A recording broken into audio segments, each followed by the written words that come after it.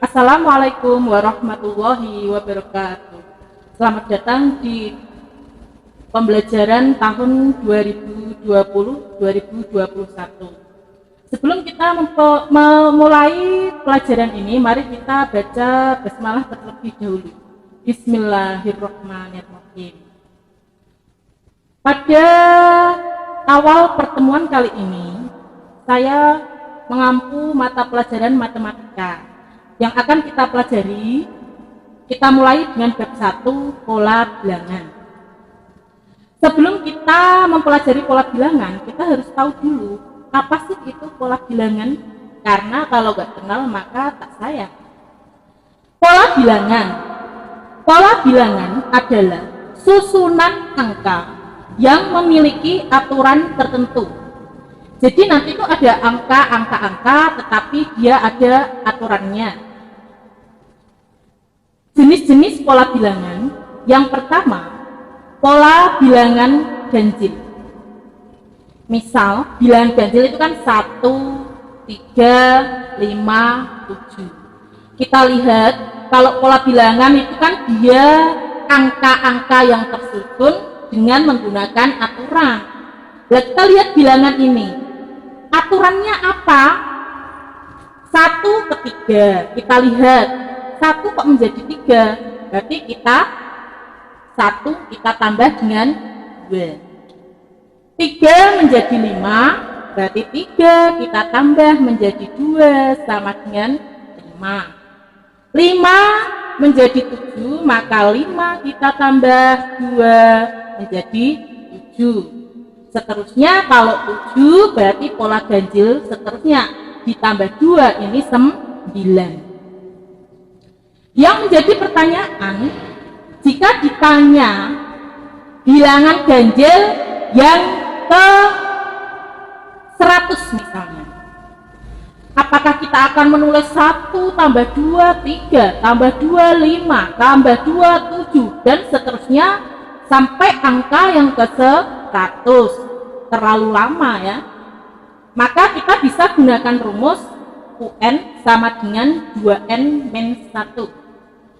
Cara menggunakan rumus UN sama dengan 2N-1 kita ketahui di mana UN itu sama dengan suku ke N. Misal ini kan bilangan ganjil yang pertama angka 1, maka 1 ini disebut suku pertama, lambang U1. 3 berarti suku ketiga, ditulis lambangnya U3. Misalkan contoh, tentukan suku ke-30 pada pola bilangan ganjil. Pola bilangan ganjil rumusnya kan UN sama dengan 2N-1. Yang ditanya suku ke-30, maka kita jawab rumus bilangan ganjil tadi UN sama dengan 2N-1. N-nya kita ganti berapa? Karena yang ditanya suku ke-30, maka N kita ganti 30. U30 sama dengan 2 kali 30 dikurangi 1. Cara menghitung ini ada perkalian sama pengurangan, maka kita hitung perkalian terlebih dahulu. 2 kali 30, 60 dikurangi 1 sama dengan 59. Paham ya? Kalau misal ditanya U ke 100, maka tinggal kita masukkan N-nya, kita ganti 100 menjadi U100 sama dengan 2 kali 100 dikurangi 1. Kita hitung 2N itu artinya 2, kita kalikan dengan N-nya berapa. Paham ya? Kemudian untuk yang kedua, pola bilangan genap. Sudah tidak asing untuk pola bilangan genap, kita ketahui yang pertama 2, 4, 6, 8, dan seterusnya.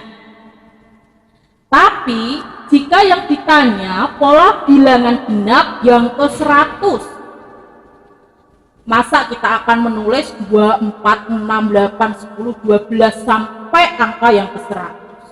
Lama ya? Maka kita gunakan rumus UN sama dengan 2N.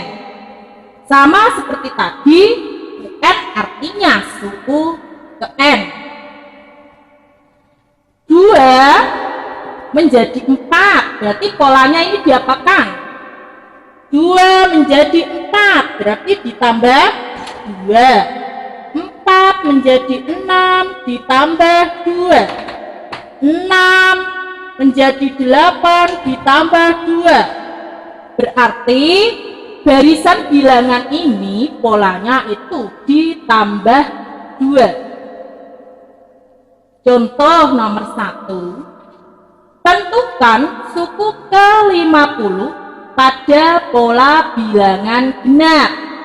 Karena yang ditanya itu pola bilangan genap, maka kita gunakan rumus pola bilangan genap. Kita jawab. Kita tulis rumusnya terlebih dahulu. Yang ditanya pola bilangan genap, kita tulis rumusnya UN sama dengan 2N. Jangan lupa 2N itu artinya 2 dikalikan dengan N. Yang ditanya suku ke-50, maka N-nya kita ganti berapa? 50. Berarti U50 sama dengan 2. Ini tadi 2N artinya dikali. N-nya berapa? 50. Berarti kita ganti N-nya 50. 2 kali 50 sama dengan 100. Paham ya? Kalau ditanya misalnya tentukan suku ke-150 pada pola bilangan genap. Kalau suku ke-150 berarti N-nya kita ganti 150. Rumusnya berarti kita gunakan rumus pola bilangan genap. Berarti UN sama dengan 2N.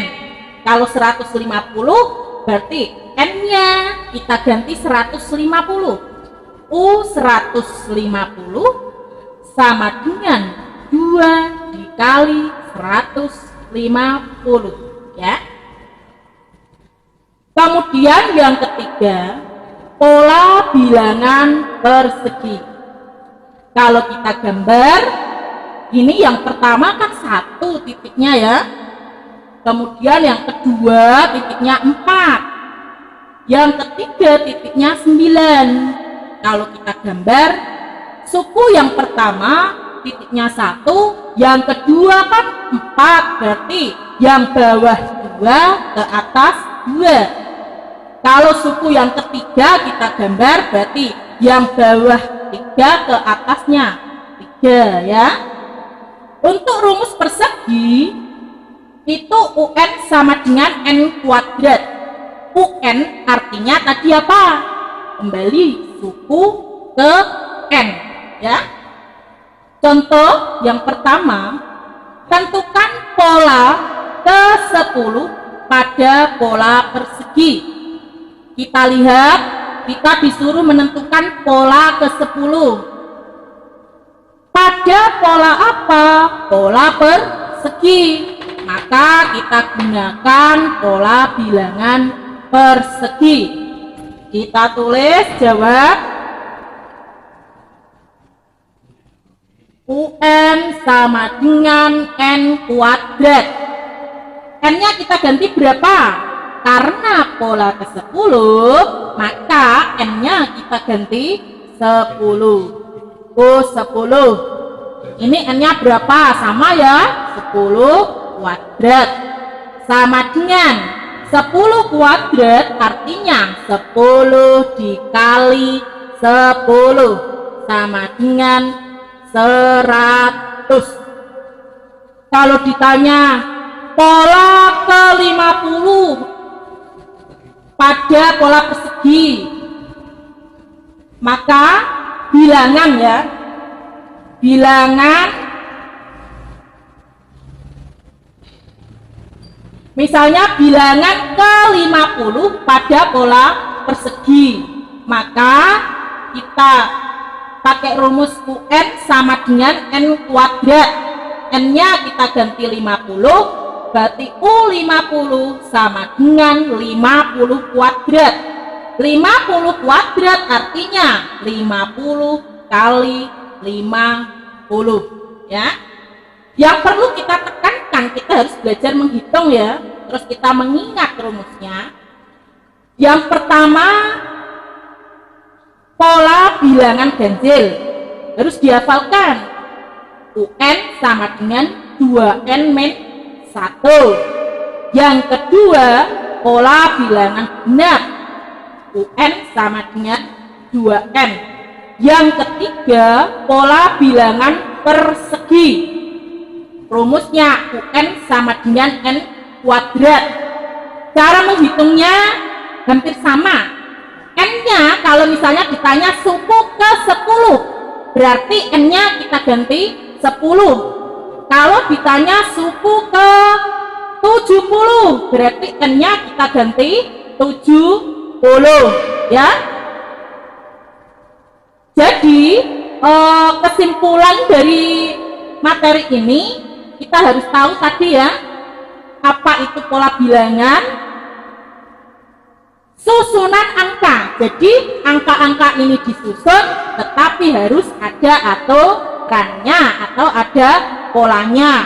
Misalnya membuat angka 1, 7, 9 tidak ada polanya, berarti ini tidak bisa dinamakan pola bilangan. Yang kedua, jenis pola bilangan. Yang pertama, pola bilangan ganjil sama UN sama dengan 2N-1. Yang kedua, pola bilangan genap, UN sama dengan 2N. Yang ketiga, pola bilangan persegi, UN sama dengan N kuadrat. Masih ada beberapa pola lagi, sementara saya kasih 3 dulu. Dihafalkan rumusnya 3 karena ini mudah ya. Nanti yang ke-4, 5 pertemuan berikutnya. Tolong ini dicatat, kemudian rumusnya dihafalkan. Nanti tugasnya kita share di WA ya. Untuk pertemuan kali ini saya cukupkan ya. Sebelum kita akhiri, kita baca hamdalah terlebih dahulu. Alhamdulillahirabbil alamin. Cukup sekian. Wassalamualaikum warahmatullahi wabarakatuh.